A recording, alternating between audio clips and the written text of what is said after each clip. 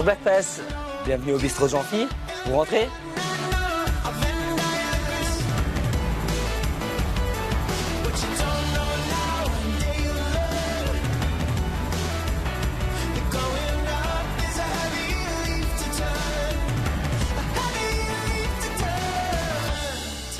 Voilà, donc on est au bistrot de Jean-Phi, donc c'est mon deuxième restaurant. Voilà, ici on est dans un côté hyper convivial, voilà, cuisine de bistrot, plat simple, avec une petite touche d'originalité. Ici on a vraiment la cuisine ouverte sur le restaurant, c'était vraiment un truc que j'avais envie, que les gens voient comment ça se passe. Pendant le service, que les plats se fabriquent devant eux. Les clients sont friands de tout ça, voilà, justement avec toutes les émissions de télé culinaire, etc. Là, ils aiment voir comment un plat s'élabore. Voilà, on va s'installer, ce sera plus sympa, comme ça vous voyez un peu mes belles tables.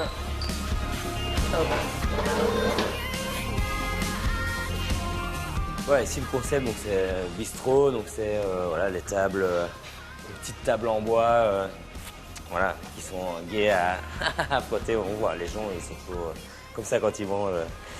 Voilà, donc on a essayé de faire, de mélanger un peu le côté design, mais aussi simple et convivial. Donc c'est des petites tables, on a les couteaux plantés dans la table, donc ça c'est un peu une petite référence à.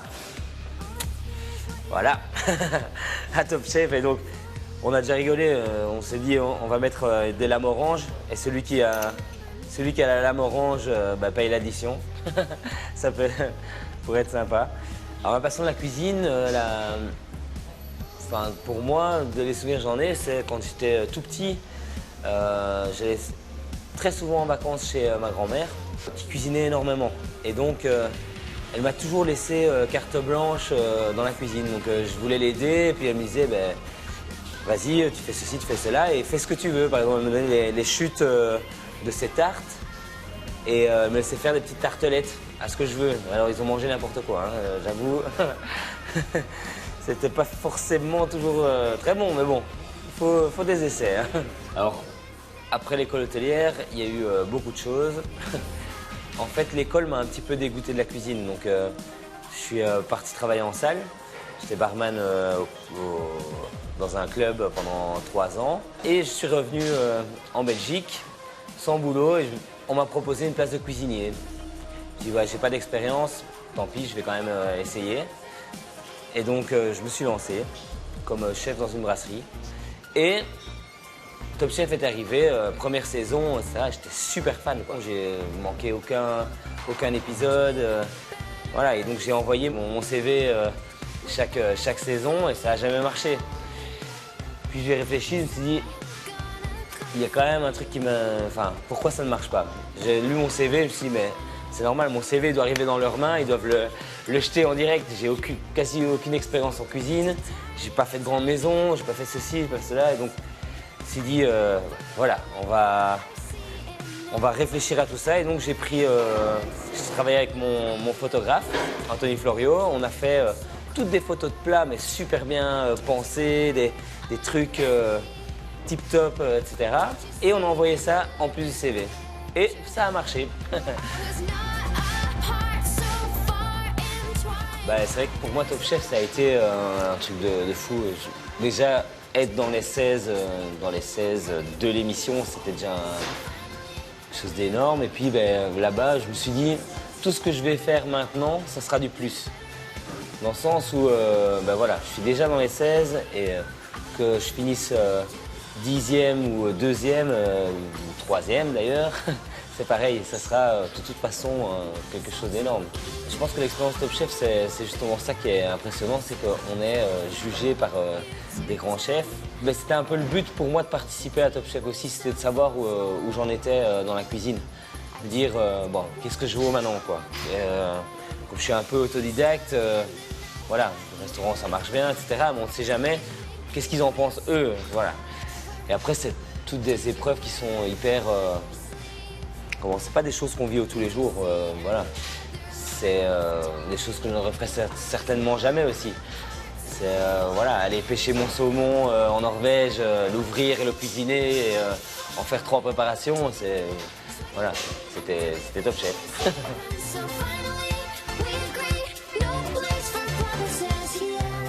Donc j'ai un autre établissement qui s'appelle iCook, qui est le plus vieux des deux. Donc iCook a 6 ans.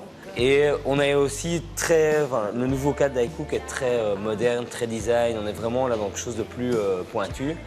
On a également 4 chambres d'hôtes avec des thèmes différents qui sont assez sympas aussi, qui sont vraiment des créations de mon architecte. Et voilà, et puis au niveau de la cuisine, ben, comme ici, on travaille le produit de saison, l'arrivage, etc. Le menu change plat par plat tout le temps. Comme ça, on a toujours les produits au meilleur de leur forme. Et Dany? Bonjour Philippe. Hein? Bien, bien. Là, on est chez Dany Melchior, voilà, de Melchior Vin, hein. mon voisin, parce qu'on est à côté du restaurant.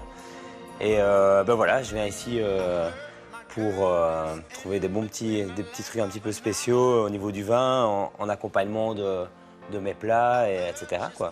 Le vin en restaurant a une place énorme, bien sûr, parce que voilà, c'est ce qui va faire passer un bon moment aux clients.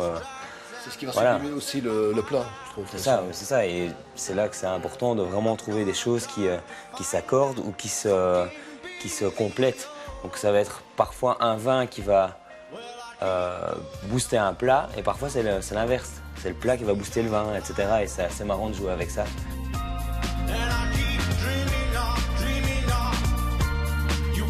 C'est l'occasion de boire un petit quelque chose. Parlons d'accord parfait, on en discutait il y a quelques minutes. Voilà, dans un de ses prochains menus, il va rentrer un vin grec, donc avec un cépage autochtone qu'on appelle le Malagousia. C'est un vin qui vient de Thessalie.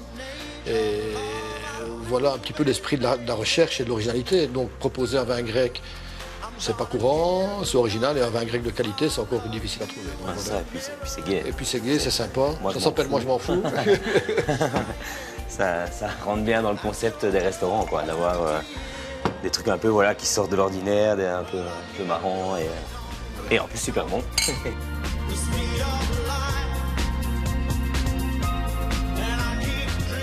Moi, dans mes coups de cœur, ben, surtout ici, il y a tous les produits de Mylène Bru, qui est une viticultrice qui fait tout à la main, etc. C'est en vin nature. Et c'est vraiment des beaux produits. Et puis elle s'amuse avec le vin. C'est ça qui est terrible. Elle fait des cuvées. Il y a une nouvelle cuvée tous les 6 mois. Elle fait des trucs un peu spéciaux. Elle a trouvé des vignes de Tempranillo. Ben elle fait 4000... 3000 bouteilles, du Marcelin. Ouais. Mais c'est sympa parce que c'est un petit peu... C'est ce que je disais au début, on fait un petit peu de l'artisanat, quoi. Donc on travaille aussi avec des clients qui font de l'artisanat. Et nos fournisseurs font aussi de l'artisanat. Donc voilà, on essaie de toujours...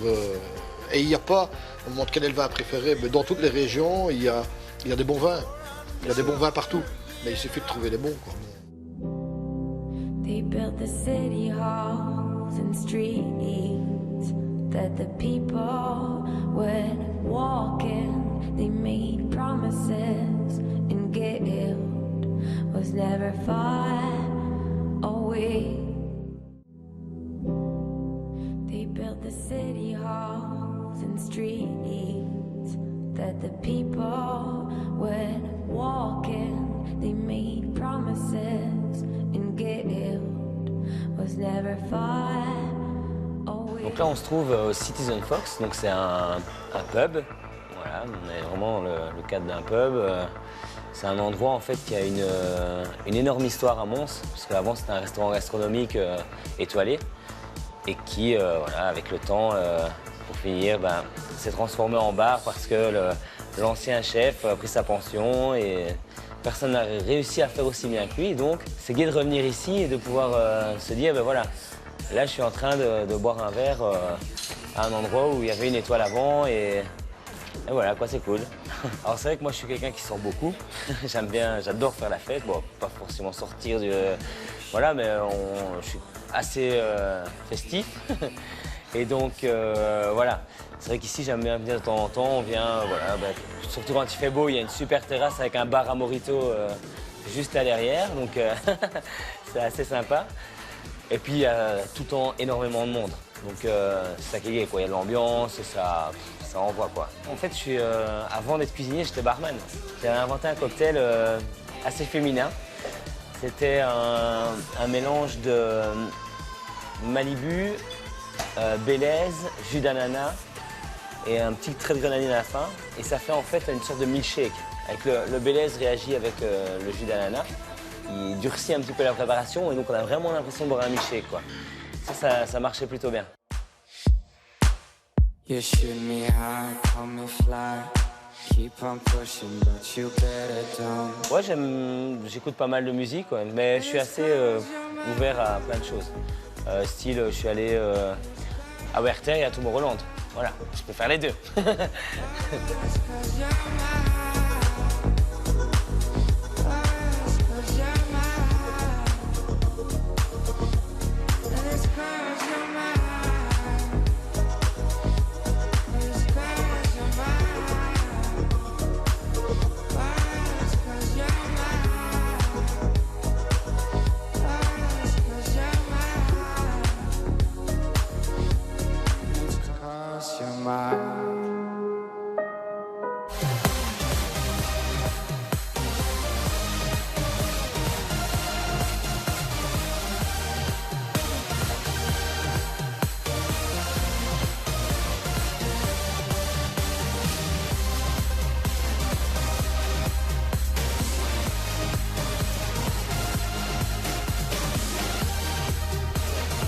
J'adore Muse.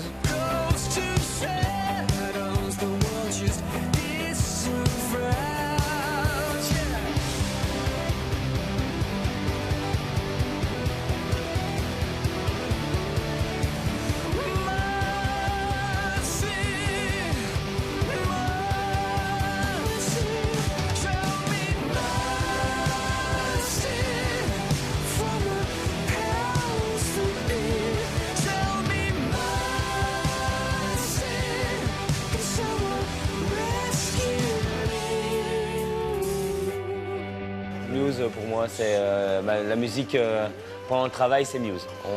Je me mets les concerts en boucle parce que voilà, c'est entraînant et voilà, ça donne un rythme à la cuisine. Ou sinon, après le reste, musique électro, j'aime bien parce que voilà, ça permet de se défouler un peu, quoi.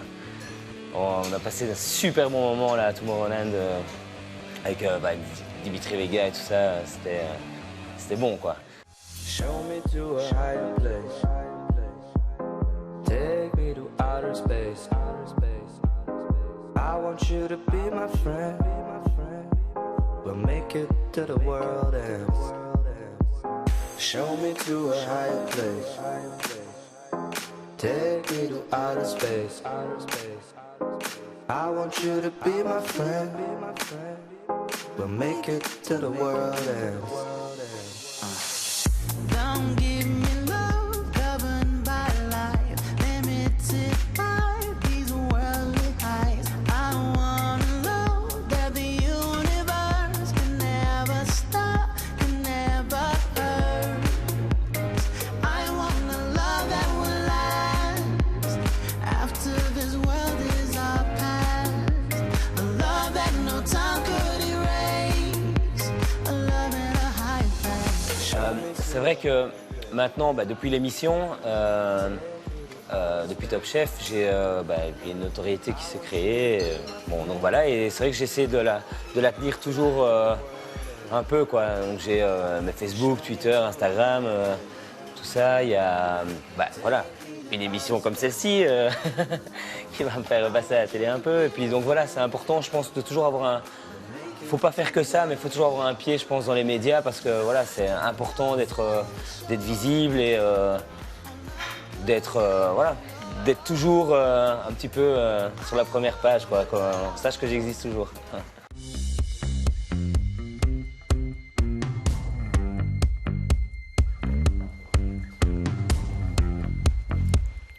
Hello. Tu vas bien? Très bien. Alors là, on est au magasin La Vie Moderne. Donc c'est un des piliers de la rue des Fripiers ici à Mons. C'est vrai que voilà, on est voisins, donc on est souvent, on se rencontre souvent, soit pour prendre l'apéro, hein, mais voilà, moi j'aime bien ce magasin. C'est quelque chose, voilà, c'est vivant, ça change tout le temps. Ils ont plein de belles choses. Eh bien, on a plusieurs axes en fait, hein, puisqu'il y a tout ce qui est partie meubles contemporains, design, assez haut de gamme, et également tout ce qui est petits articles, objets déco, articles cadeaux que l'on propose, des bijoux, ça va également au niveau de la bougie, du parfum d'intérieur. Donc on est assez grand au niveau de l'assortiment que l'on propose. Et également, la gérante du magasin est architecte d'intérieur, donc elle propose également ses services pour l'aménagement des magasins, des restaurants, mais également du particulier.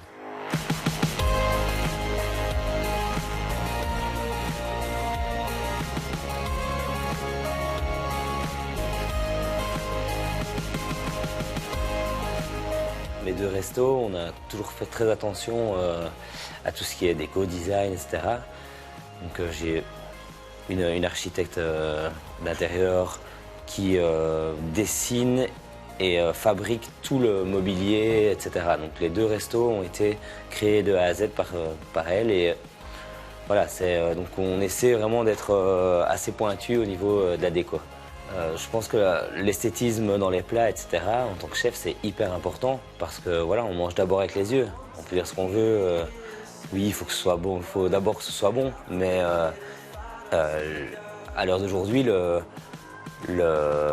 l'esthétisme d'un plat est hyper important. Il faut que ce soit précis, droit, coloré, enfin, il faut qu'il y ait tout, quoi. C'est vrai qu'on est sur un projet là, avec mon architecte où on aimerait montrer le lien entre l'architecture et la gastronomie. Par exemple, on a créé des assiettes où on va dresser un plat,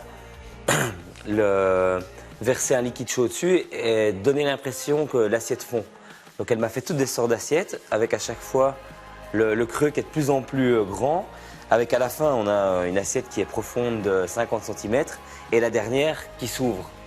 Donc c'est le plat qui passe vraiment à travers l'assiette grâce à la chaleur, entre guillemets.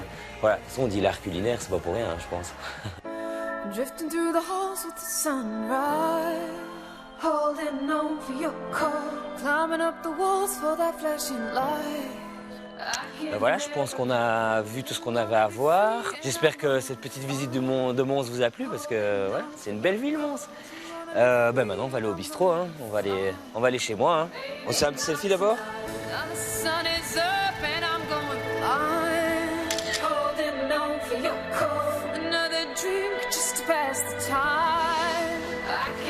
Salut, à la prochaine.